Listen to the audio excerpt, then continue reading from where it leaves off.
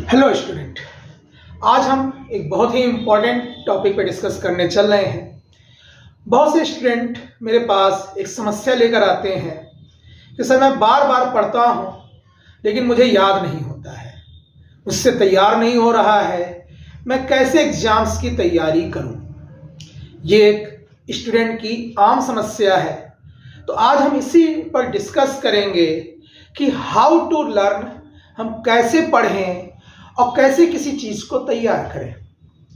तो जैसा कि मैं अपने स्टूडेंट्स को बताता हूं कि लर्निंग के कुछ रूल्स हैं, कुछ मेथड्स हैं। हम उन मेथड्स पर आते हैं पहले और देन हम मेथड ऑफ लर्निंग पर हम आएंगे।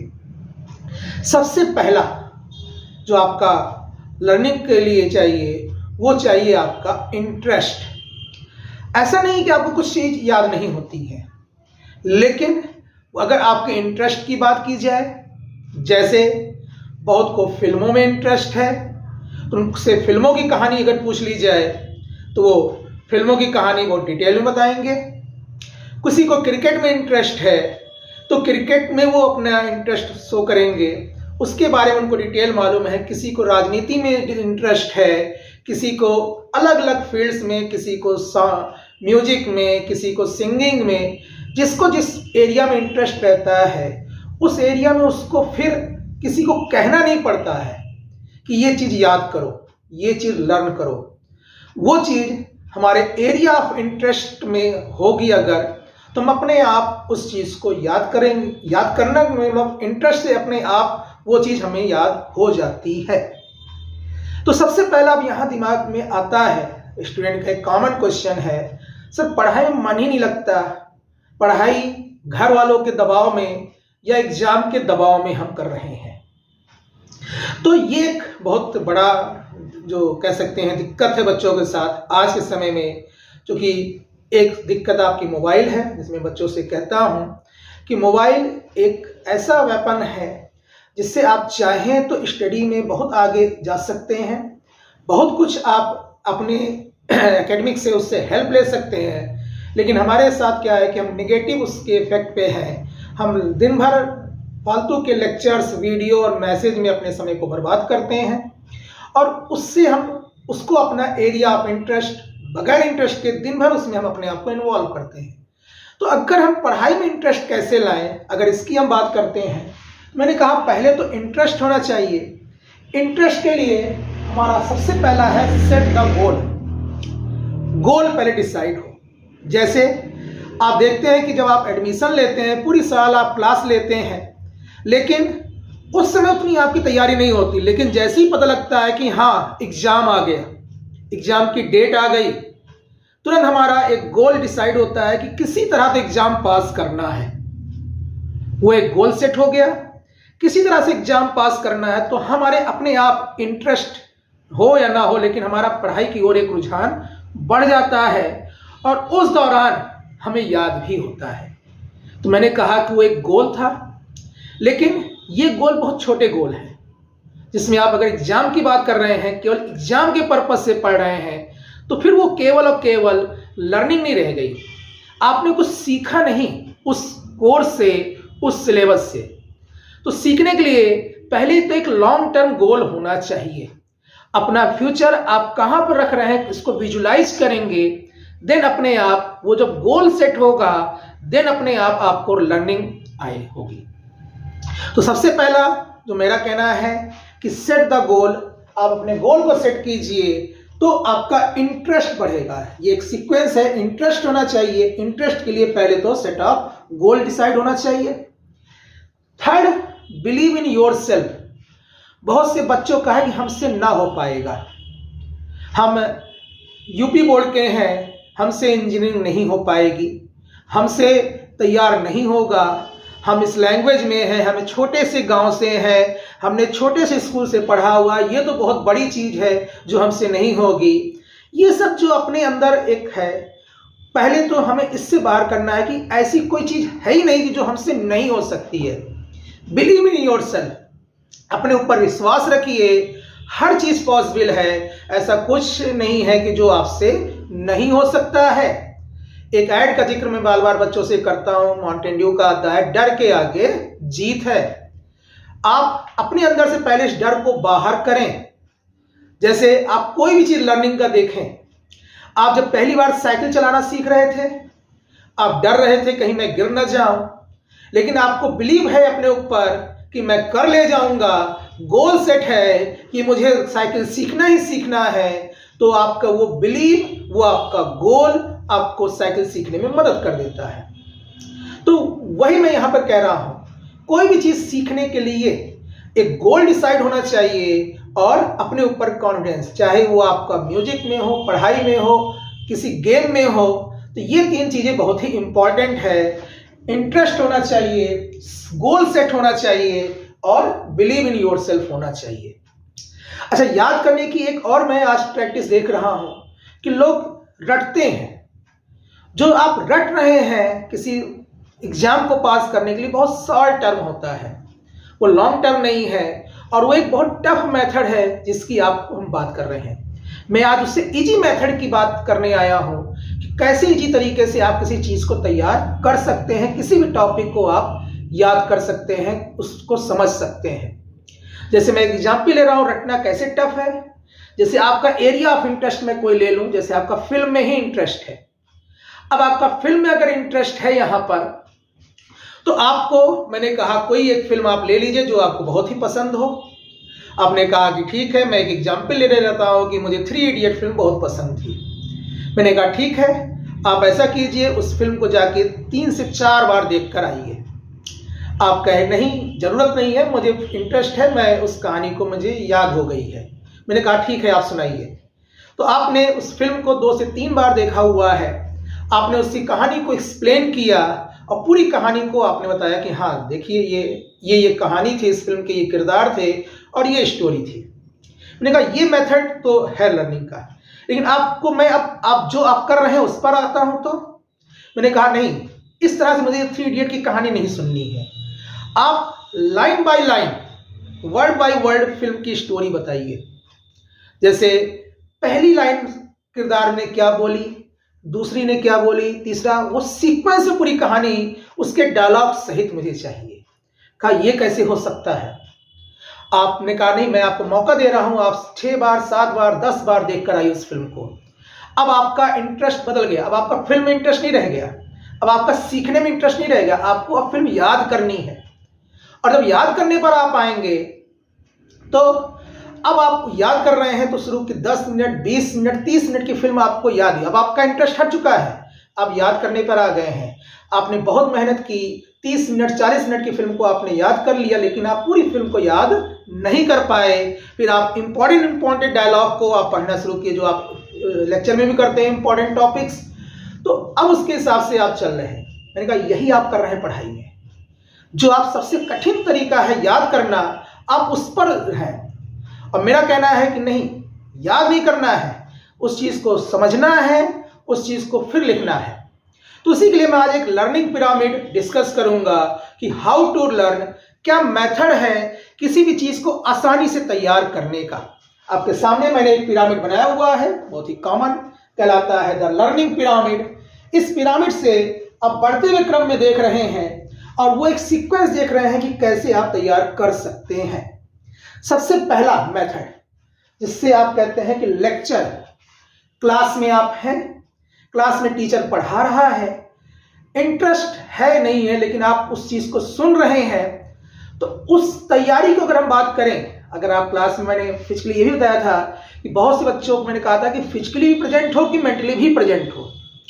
फिजिकली तो मुझे तुम देख रहे हो, पर मेंटली दिमाग में कुछ और चल रहा है, शाम की प्लानिंग चल रही है, पिछले दिनों की कोई घटनाएं चल रही हैं। तो पहले तो आपकी कंसंट्रेशन होनी चाहिए क्लास में, उस लेक्चर में, जिसमें आपका मकसद क्या है कि आज हमें कुछ नया सीखना है। तो सबसे पहले मैंने कहा कि लेक्चर की बात करते हैं। तो लेक्चर आप जब पढ़ ले आए तो आपको उससे 5% की, हम यहां पर उसने बात की थी, सबसे कम जो है 5% आपने उससे कुछ सीखा। अब क्योंकि सुनने में अच्छा लगा इसलिए आपने 5% उस चीज को गेन कर लिया। लेकिन ये भी मेथड नहीं है कि केवल लेक्चर लिया और आगे बढ़ गए। सेकंड स्टेप आता है यहां पर रीडिंग।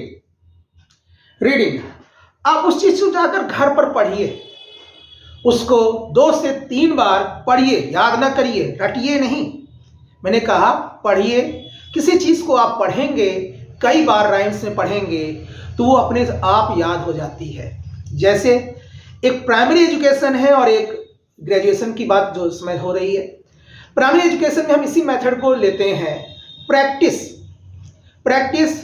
आपको पहाड़े की प्रैक्टिस, आपको गिनती की, आपको अल्फाबेट की कई बार पर डे दिया जाता था। तो उस पर डे से आपको क्या है, आज तक नहीं है भूला है। आपने अल्फाबेट पढ़ा होगा आज से, जब बचपन में आपने पहली है तो एजुकेशन ली इंग्लिश की, तो आप A to Z याद किए, आज से ज्ञा याद किए, आज भी आपको याद रहता है। आपने गिनती पढ़ी, पहाड़े पढ़े, टेबल्स पढ़ी, वो सब आपको याद है, क्योंकि वो चीज क्या की गई, आपको कई बार रीड कराई गई है, कई बार रीड कराई है। ये प्राइमरी सेक्शन की टेक्निक है कि कैसे बच्चे, क्योंकि उस समय बच्चे छोटे हैं, उनको हम प्रैक्टिस से याद कराते हैं। तो वो एक मेथड वहां पर उनका था रीडिंग का। वही चीज आज क्यों नहीं फॉलो कर सकते? हमको बहुत सी ऐसी कहानियां जो आज भी याद होंगी, हमें बहुत से ऐसे राइम्स हैं इंग्लिश के जो आज भी याद हैं, twinkle twinkle little star, how I wonder what do I, तो ये आपके याद हैं आज। वो क्या था, एक राइम्स में आपको याद कराया गया, आज भी याद है। तो वो क्या था, रीडिंग एक टेक्निक। तो मैंने कहा सेकंड मेथड यहां पर हमने क्या लिया हुआ है, रीडिंग की बात की है। थर्ड, अब थर्ड कह रहा है यहां पर ऑडियो विजुअल। किसी चीज को आपने जब पढ़ा तो आपको विजुलाइज करना होगा कि आखिर वो घटना। फिजिक्स में तो बहुत आसान है, मैंने फिजिक्स में हमेशा कहा है कि हमारे चारों ओर की होने वाली घटनाएं ही तो फिजिक्स है। तो अगर चारों ओर की घटनाओं की हम बात कर रहे हैं यहाँ पर, तो हम विजुलाइज करें, किसी भी इफेक्ट को अपने चारों तरफ देखें, तो हमें क्या होगा, वो चीज आसानी से समझ में आएगी। हम हमेशा उसको कहते हैं कि कनेक्ट कीजिए अपनी अगल बगल वाली घटनाओं से, उसका एक विजुलाइजेशन कीजिए। जैसे कोई भी चीज आपके सामने एक बार विजुअल फॉर्म में आ जाए, आप कहीं जा रहे हो, अचानक आपको कोई ऐसी घटना दिख जाए, कोई एक्सीडेंट दिख जाए, कोई ऐसा नई चीज दिख जाए, वो आपके दिमाग में छप जाती है कई दिनों के लिए। वो उसका विजुअल फॉर्म है, उस विजुअल को आप भुला नहीं पाते हैं। तो मैंने कहा वही चीज यहाँ पर है, आप उसका एक विजुअल फॉर्म अगर लेंगे तो विजुलाइजेशन जब आपको होगा तो अपने आप लर्निंग होगी। तो पढ़ाई में कोई भी चीज अगर आप पढ़ रहे हैं उसको विजुलाइज कीजिए कि हाँ इस साइंटिस्ट ने क्या सोचा होगा, उस समय उस थीम को आप समझ लेंगे तो अपने आप वो टेक्निक आपको तैयार हो जाएगी। That is audio visual method.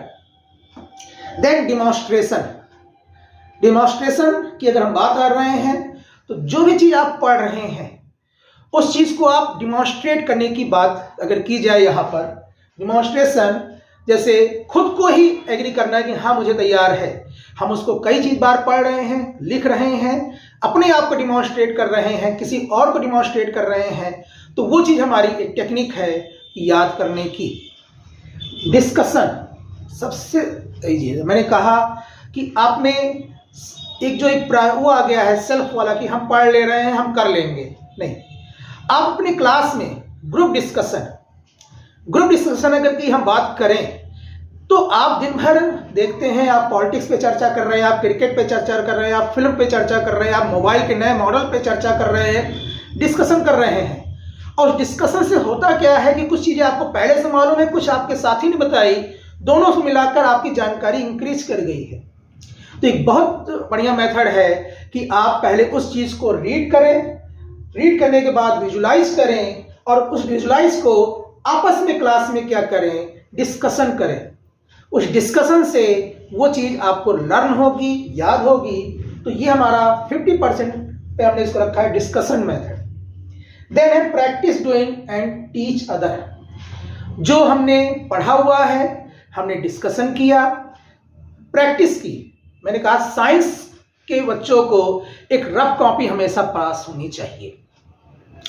ये साइंस कोई आर्ट या कोई ऐसा साहित्य नहीं कि आप उसको एज ए उपन्यास पढ़ रहे हो। मैंने बहुत से बच्चों को देखा है कि लेट कर आराम से बिस्तर पर उसको पढ़ रहे हैं साइंस के सब्जेक्ट को, और उसको याद करने की कोशिश कर रहे हैं। ये मेथड ही गलत है। प्रैक्टिस का मतलब है कि उस चीज को आप पहले लर्न कीजिए, रीड कीजिए, देन उसके बाद एक रफ कॉपी निकालिए, साइड कीजिए कॉपी को और लिखना शुरू कीजिए। आप उसको बगैर देखे अगर 2 से 3 बार आप प्रैक्टिस कर लिए लिखने की, कभी नहीं भूलेगा। हमेशा बच्चों को कहा हो कि प्रैक्टिस इंपॉर्टेंट। जैसे मैथ में क्या होता है, मैथ का कोई भी कॉन्सेप्ट होता है तो मैथ में एक फार्मूला बताया जाता है, देन एक्सरसाइज आती है प्रैक्टिस। उस फार्मूले पे आप 10, 15, 20, 50 क्वेश्चन कीजिए, वो कभी नहीं भूलेगा। इसलिए मैथ जो स्टूडेंट्स हैं कुछ मैथ के फार्मूले उनको याद हो जाते हैं, क्यों? प्रैक्टिस के है। वही चीज़ आप साइंस में भी कर सकते हैं, हर सब्जेक्ट में कर सकते हैं। उस चीज़ को लिखने की कोशिश कीजिए। आर्ट के भी हैं तो हमने कहा कि प्रैक्टिस बहुत ज़रूरी है, जो कि ज़रूरी है। एंड लास्ट, सबसे लास्ट, टीच अदर।